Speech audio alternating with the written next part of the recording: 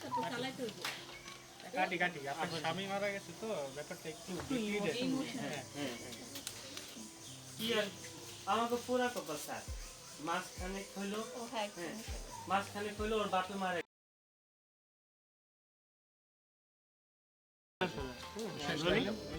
Action sir আমি করতে চাই। অবশ্যই অবশ্যই তুমি পড়বে কালকে থেকে তুমি আবার স্কুলে যাবে কেন না? কেন না?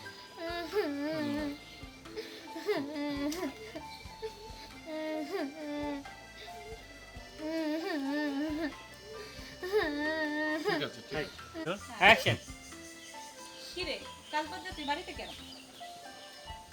দেখেন স্যার বলতেছে আমি ওকে নিয়ে এসেছি আপনার সাথে কথা হ্যাঁ বলার আচ্ছা এই না তো আপনি এদিকে আসেন কি রে কাল বাজে তুই এখানে কেন? জন্য। আমি ওকে নিয়ে এসেছি আপনার সাথে কথা বলার জন্য। আপনি তাহলে কি করবেন তো? কি করবেন ফোন? আমি এসেছিলাম কারণ ও অনেকদিন ধরে স্কুলে যাচ্ছে না, ভাবলাম কেনা ছিল সেই জন্য খোঁজ খবর নিতে আসি। কি আর কোন সবই আমগো কপাল। গেল মাসে ওর বাবা মারা গেছে, সংসার তো চালাইতে হইব। কাটি কাটি আপনার স্বামী মারা গেছে তো ব্যাপারটা একটু হ্যাঁ কি আর আমাকে পুরা কপাল স্যার মাঝখানে হইলো ও হ্যাঁ মাঝখানে হইলো ওর বাপে মারা গেছে এই সংসার চালাইতে তো অ্যাকশন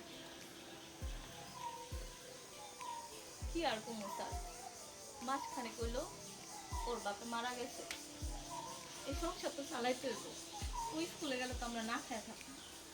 তাছাড়া আমিও এই গ্রামে অনেক কাজ করছি, এই গ্রামে কেউ কাজ দেয় না। বুঝতে পারছি খুব কষ্টের বিষয়। দেখেন মানুষকে কষ্ট করে বড় হতে হয়। এখন যদি আপনি আর রাখি তাহলে কষ্ট করে চলে তারপরেও পড়াশোনা চালান কি লোক লোক লোক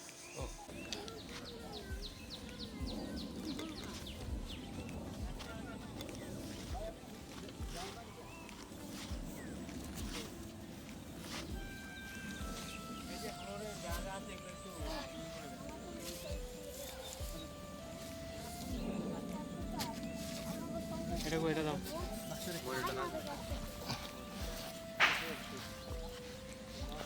ভাই বাচ্চারা কেদার আমার গিফটে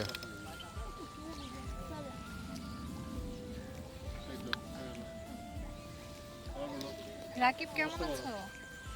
বুঝতে পারলাম আলহামদুলিল্লাহ আমাদের হেডমাস্টার নতুন হেডমাস্টার তোমার কি নেওয়ার জন্য আসছে। আসসালামু আলাইকুম। কেমন আছেন স্যার? দেখো এটা না হ্যাঁ তুমি ওই যে ময়লাগুলো তুলো ভাইয়া ময়লা তুলো বাবা হ্যাঁ আরেকটা ময়লা তুলো